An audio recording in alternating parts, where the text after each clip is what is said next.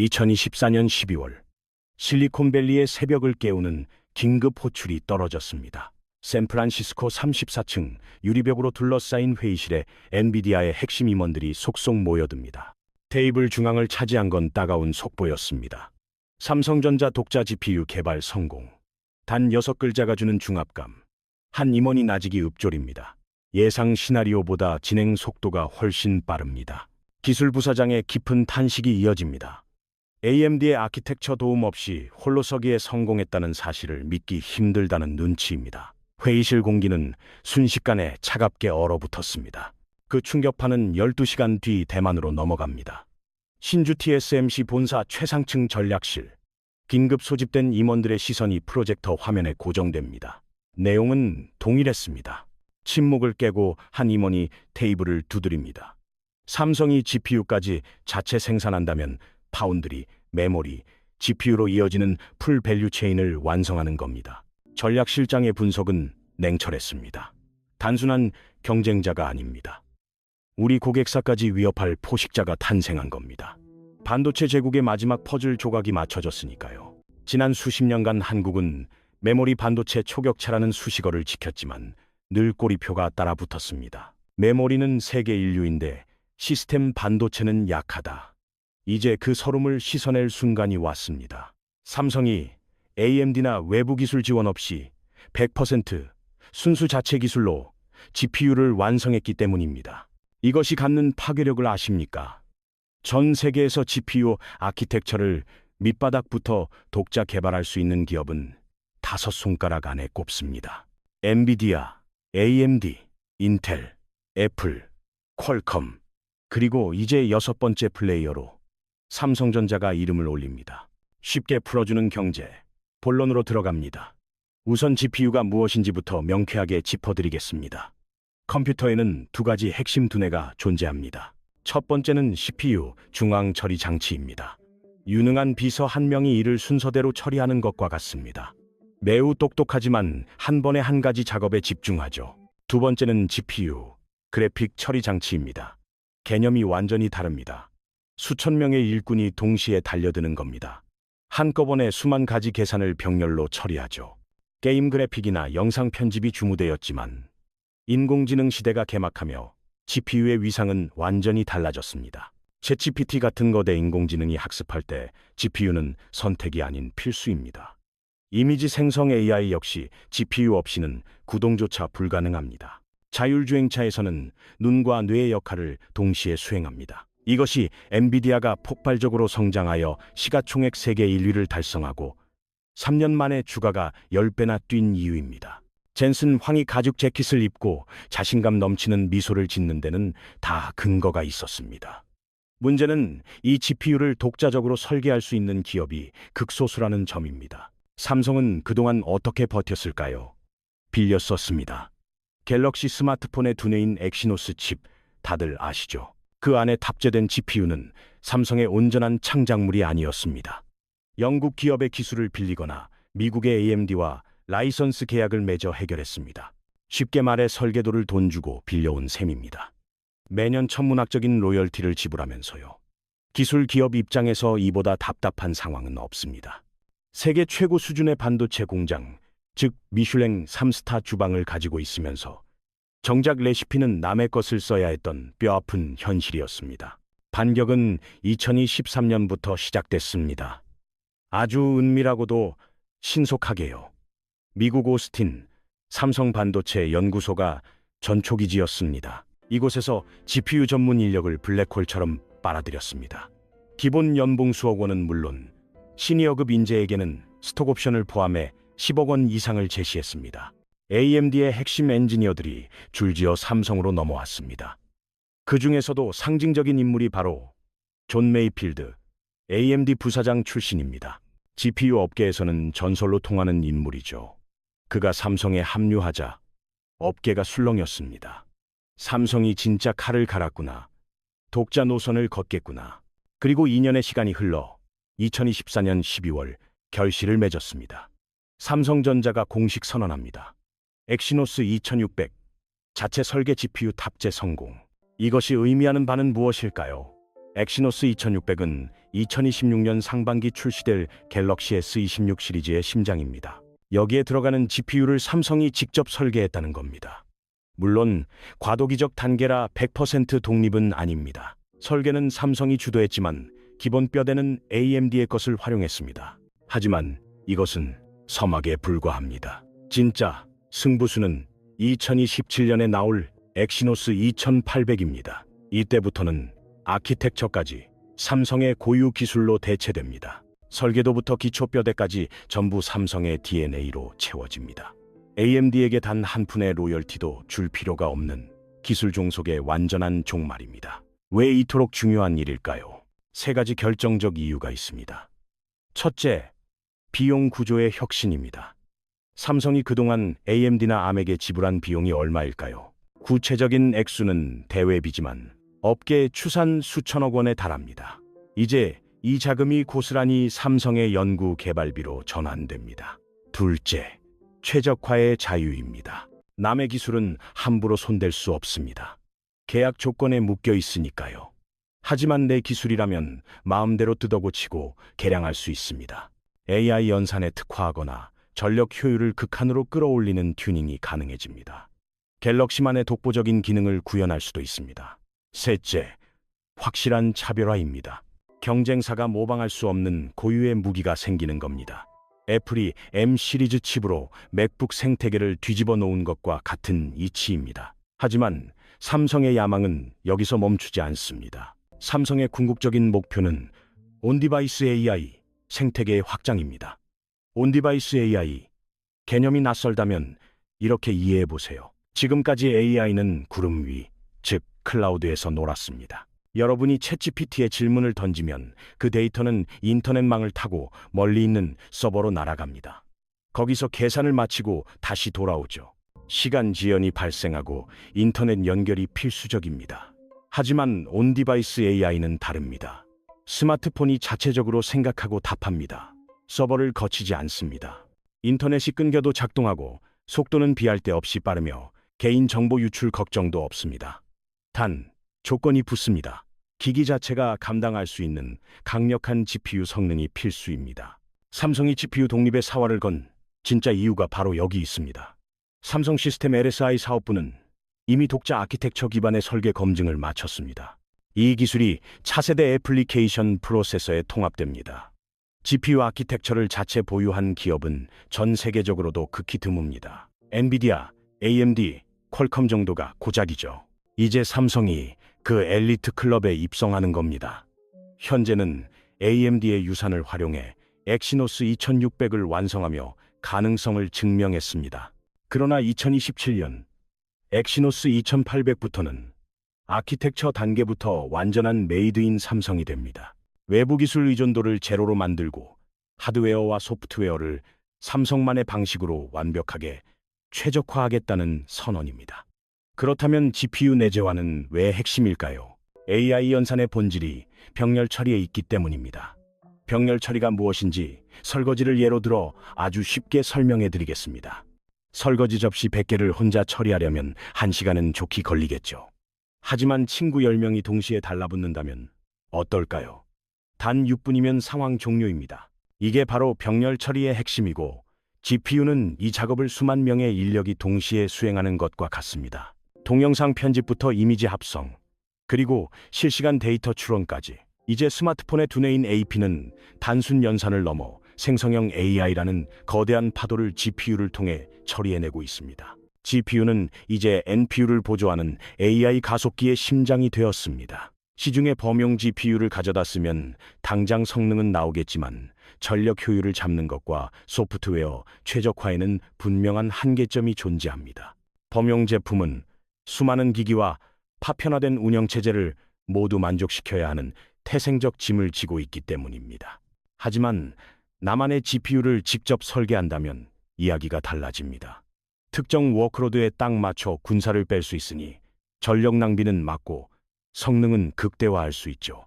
삼성이 GPU 독립을 선언하며 인재 영입 전쟁에 뛰어든 이유입니다. 실제로 지난 3년간 삼성의 미국 반도체 거점에서는 GPU 인재 싹쓸이에 나섰습니다. 업계 최고 대우는 물론이고 세계적인 그래픽 설계 권위자인 전 AMD 부사장까지 영입하며 드림팀을 꾸렸습니다. 모바일 환경은 서버와는 차원이 다른 전장입니다. 한정된 배터리 용량 안에서 돌아가야 하고 손난로가 되지 않으려면 발열과 전력 소모를 극한까지 억제해야 하는 가혹한 조건이죠. 그러면서도 실시간 그래픽 처리와 AI 연산이라는 두 마리 토끼를 다 잡아야 합니다. 삼성은 콘솔과 데스크톱 시장에서 쌓은 노하우를 바탕으로 저전력 설계와 소프트웨어 최적화 기술을 차근차근 내재화해 왔습니다. 이 기술 독립의 여정에서 미국 오스틴의 SARC와 ACL 연구소는 보이지 않는 곳에서 핵심적인 두뇌 역할을 담당했습니다. 막대한 자본과 시간을 쏟아부은 끝에 드디어 독자 GPU 아키텍처라는 결실을 보게 된 겁니다. 이 기술의 파급력은 단순히 스마트폰 하나에 그치지 않습니다. 자율주행의 세계를 봅시다. 차량에 달린 수십 개의 센서와 카메라가 쏟아내는 데이터를 초당 수백 프레임 단위로 씹어삼키듯 처리해야 합니다. 로봇도 마찬가지입니다.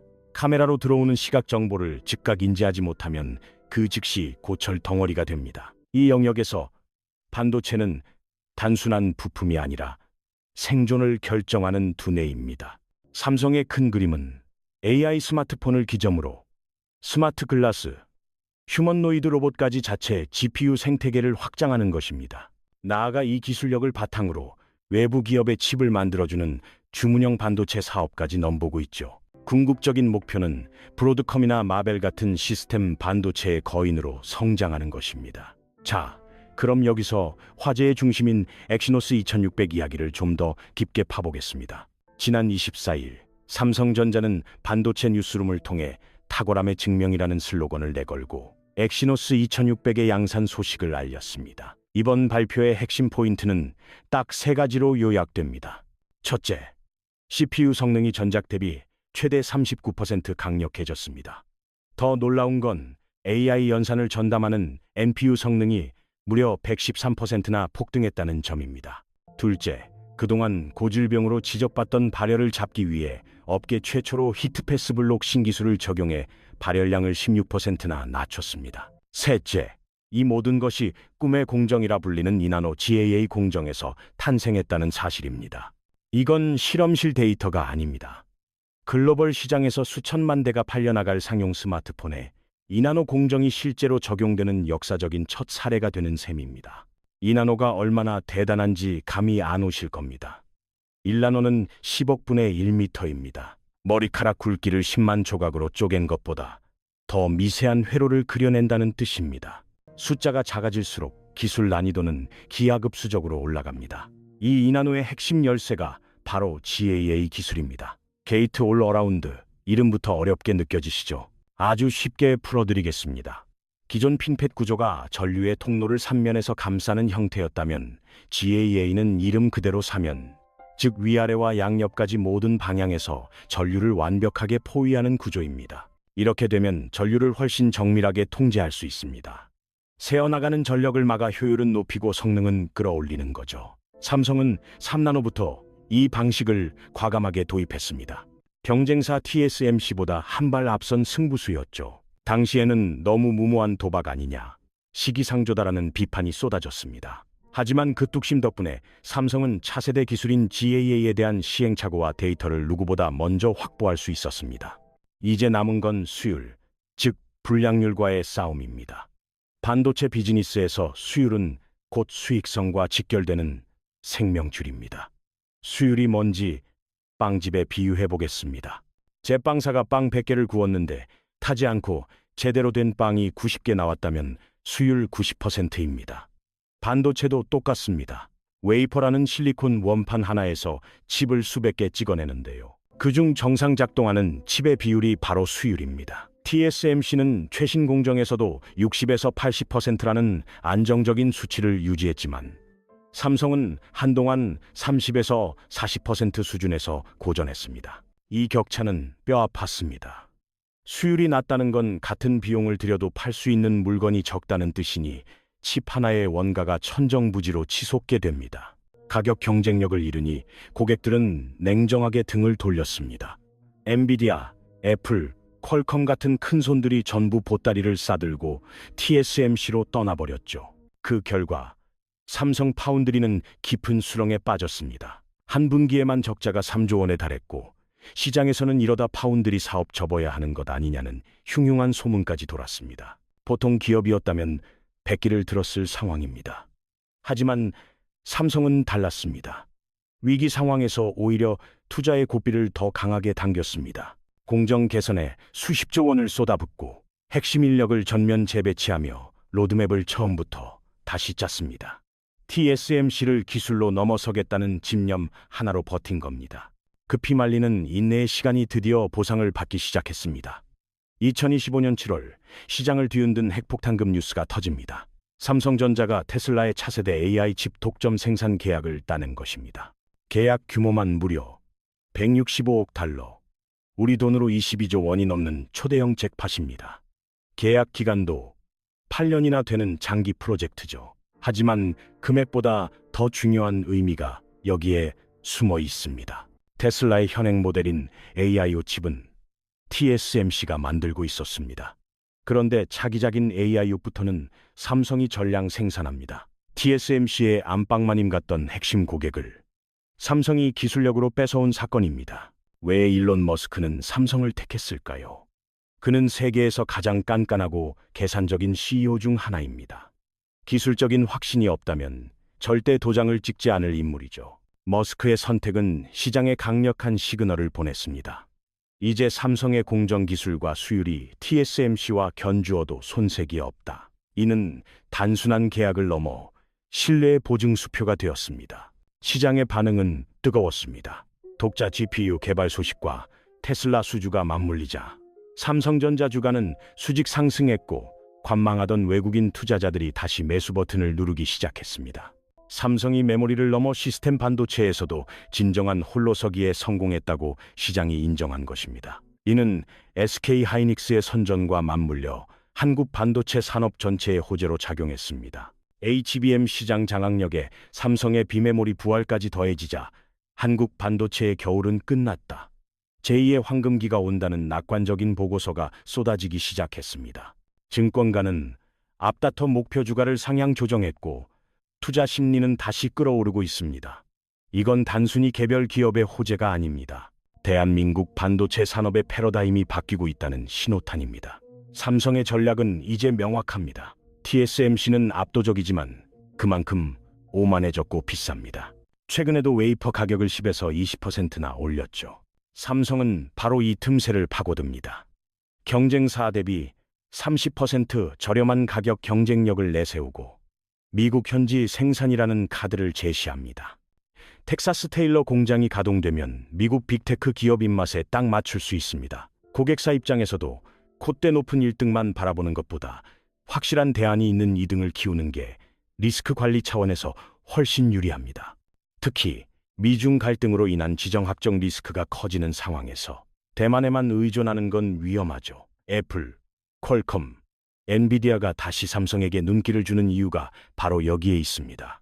결국 삼성은 직접 설계한 칩을 자사해 최첨단 공정으로 찍어내는 설계와 생산의 완벽한 수직 계열화를 증명해냈습니다. 바야흐로 삼성의 진짜 반격이 시작된 것입니다.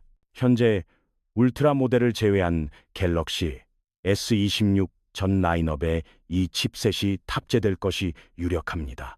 이는 엑시노스가 퀄컴과 대등하게 경쟁할 수 있는 체급으로 복귀했음을 알리는 신호탄입니다.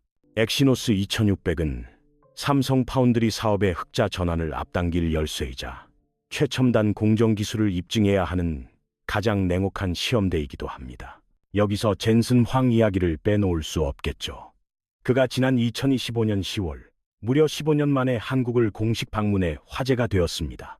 당시 이재용 삼성전자 회장, 정의선 현대차 회장과 함께한 이른바 부치맥 회동이 연일 헤드라인을 장식했습니다. 젠슨 황이 직접 시민들에게 치킨을 서빙하는 모습도 포착되었죠. 심지어 골든벨까지 울리는 쇼맨십을 보여줬는데 그 이면에는 한국 시장에 GPU 26만 장을 공급하겠다는 파격적인 비즈니스 선언이 숨어 있었습니다. 그중 민간 기업에 배정된 물량만 21만 장에 달합니다.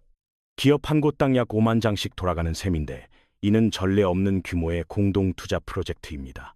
삼성전자는 엔비디아 GPU 기반의 AI 팩토리를 구축하여 반도체 설계부터 품질 검증에 이르는 전 과정의 제조 경쟁력을 극대화한다는 전략입니다. 현대차그룹 역시 자율주행과 로보틱스 분야에 엔비디아의 차세대 칩인 블랙웰을 도입해 하드웨어 제조사를 넘어선 AI 기업으로의 체질 개선을 서두르고 있습니다. 이를 뒷받침하기 위해 국가 차원의 피지컬 AI 생태계 조성에 4조 2,800억 원이 투입되며 SK 또한 엔비디아와의 동맹을 통해 산업용 AI 서비스 확산에 속도를 냅니다.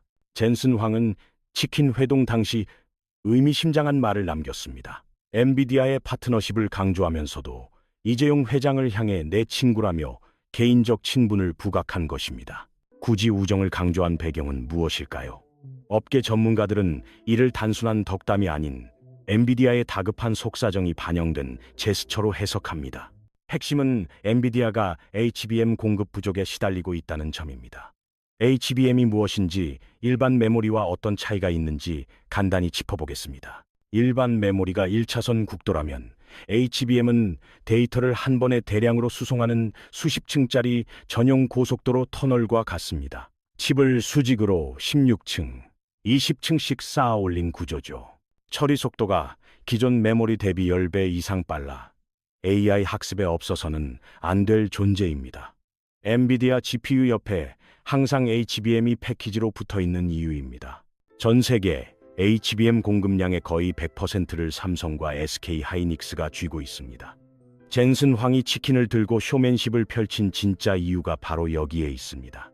우린 친구니까 HBM 물량 좀 우선 배정해달라는 무언의 압박이었던 셈이죠. 전문가들은 향후 GPU 자체의 성능 향상만으로는 한계가 올 것으로 내다봅니다. 현재 AI 반도체 시장의 가장 큰 적은 병목 현상입니다. 강남에서 판교로 가는 10차선 고속도로를 상상해 보십시오. 도로는 넓고 차들은 고속으로 질주하지만 정작 판교로 빠지는 진입로가 1차선뿐이라면 어떻게 될까요? 아무리 고속도로를 넓혀도 소용이 없습니다. 진입로 입구는 주차장이 되어버릴 겁니다.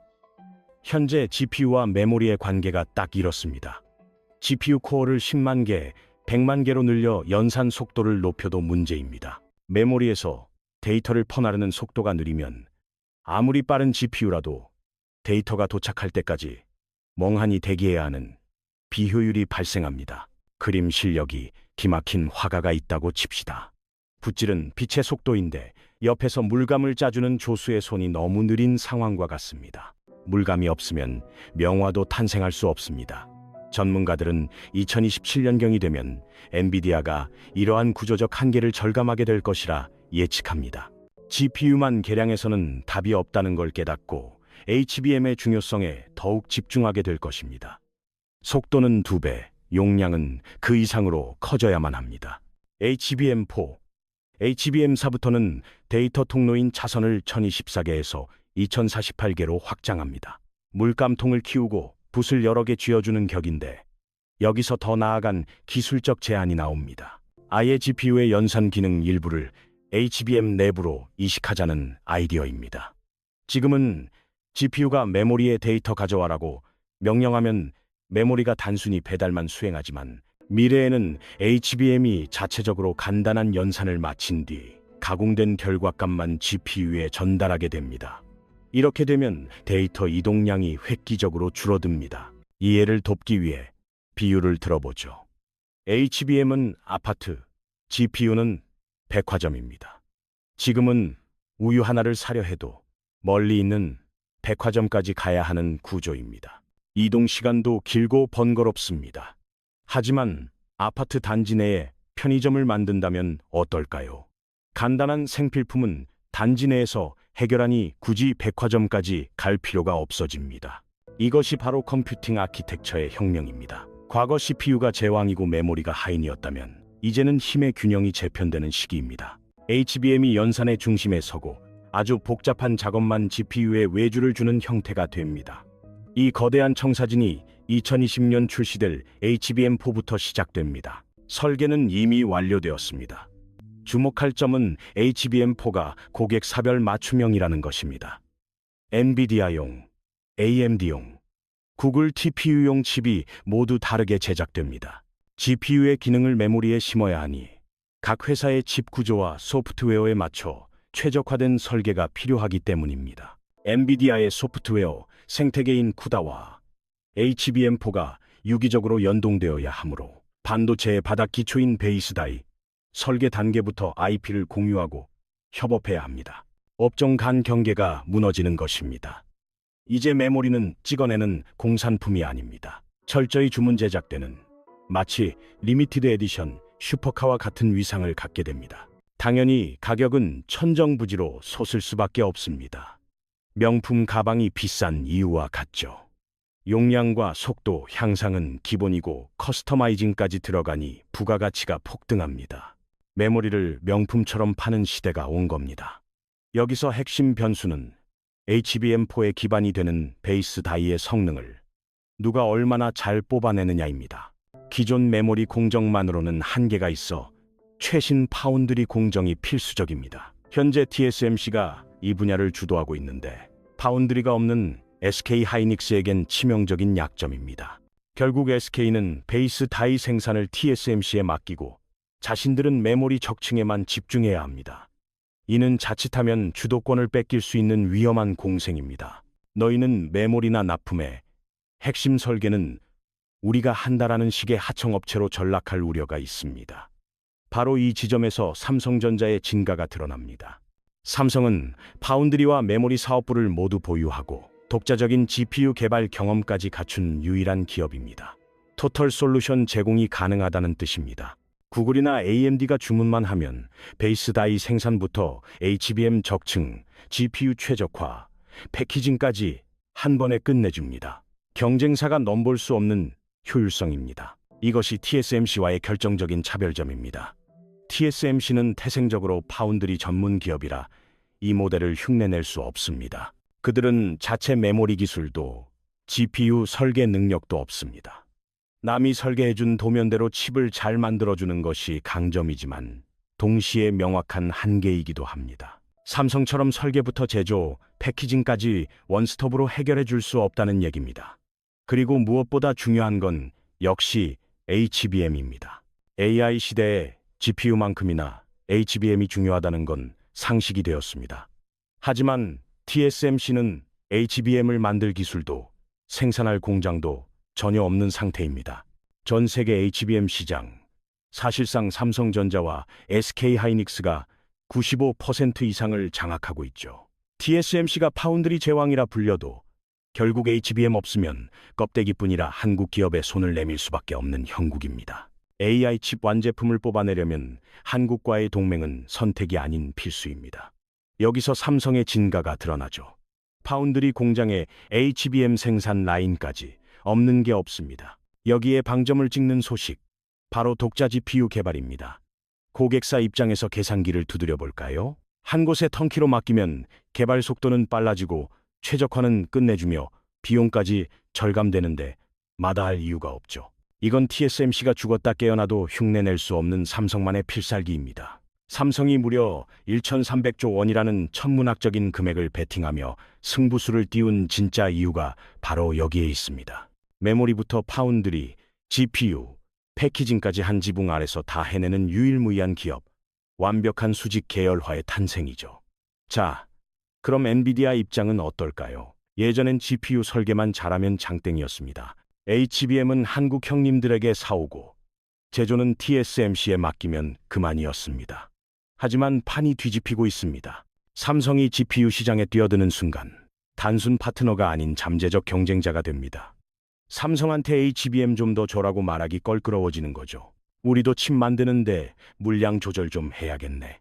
라고 나오면 엔비디아도 골치 아파집니다. 젠슨 황이 15년 만에 한국을 찾아 치킨을 뜯으며 화려한 쇼맨십을 보여준 게 단순히 심심해서였을까요?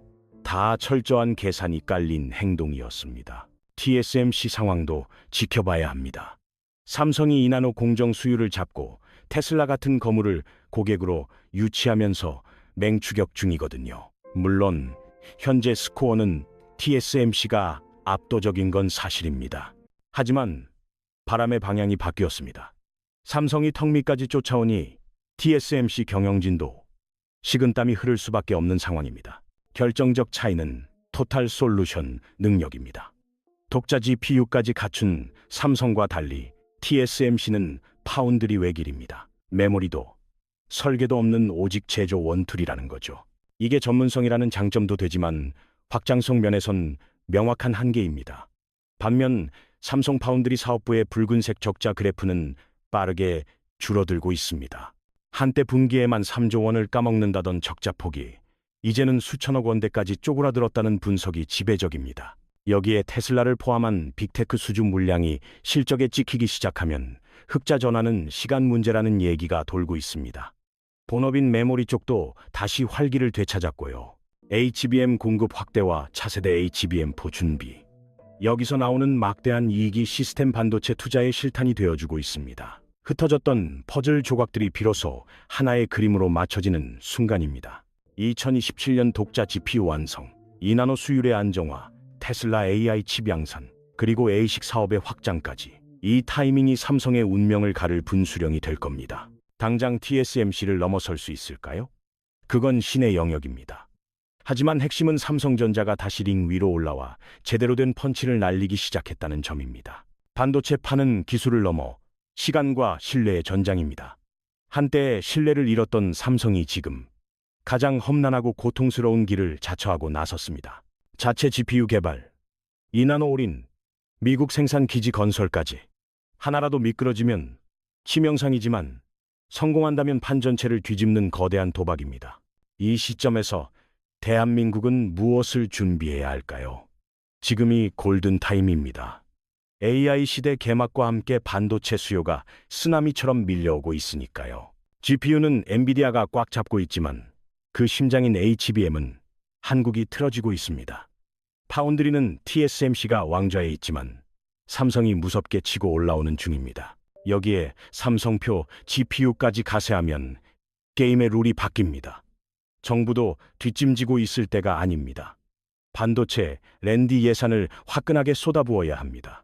인재 양성은 기본이고 기업들의 과감한 투자도 끊겨선 안 됩니다. 삼성은 파운드리와 GPU라는 쌍두마차를, 하이닉스는 HBM 초격차를 유지하며 각자의 전선에서 싸워야 합니다. 국민들의 응원도 절실합니다. 삼성과 SK 하이닉스는 단순한 대기업을 넘어 한국 경제를 지탱하는 거대한 기둥이자 생명줄입니다. 두 회사가 벌어오는 달러가 우리나라 전체 수출의 20%에 육박합니다. 반도체가 휘청이면 대한민국 경제 전체가 낭떠러지로 몰리는 구조입니다. 반대로 반도체가 날아오르면 우리의 지갑도 두터워집니다. 지금 전 세계는 총성없는 반도체 전쟁 중입니다. 미국, 중국, 일본, 유럽 할 것 없이 자국 산업 살리겠다고 천문학적인 돈다발을 뿌리고 있습니다. 우리만 넋놓고 있을 순 없죠. 마지막으로 핵심만 요약하겠습니다.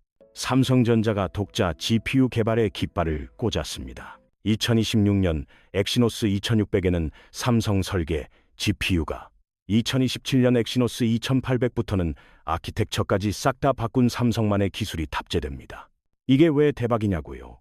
첫째, 조단위 라이선스 비용이 사라져 원가가 확 줄어듭니다. 둘째, 남의 눈치 볼 것 없이 우리 입맛대로 뜯어고치는 최적화가 가능해집니다. 셋째, 경쟁사들이 흉내 못 낼 차별화 포인트가 생깁니다.